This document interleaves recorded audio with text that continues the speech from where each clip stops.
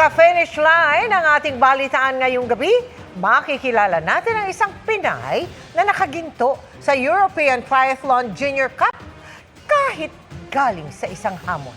Dati na siyang nanalo sa 2024 Asia Triathlon Junior Cup sa Malaysia at target maka-gold sa SEA Games 2025 sa Thailand. Maulit niya kaya ang panalo sa Europa na nakamit niya kahit dumaan siya sa lubak at mga setback?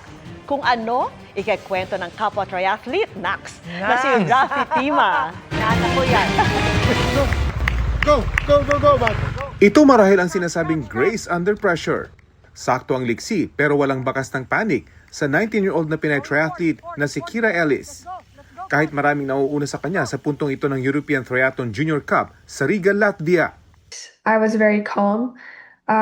I didn't put too much pressure on myself. I just enjoy racing again and being back in the racing scene. Si Kira kasi kagagaling lang sa injury.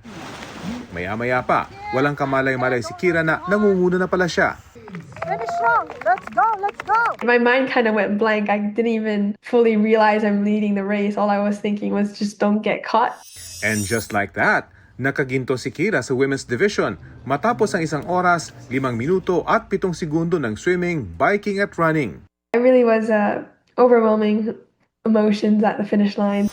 Isa na namang patunay na sa anumang karera, malubak man o maalon, kaya ng Pilipino na umahon. It makes this race a lot more special for me, especially coming from injury and all that. Para sa GMA Integrated News, Rafi Tima nakatutok, 24 oras.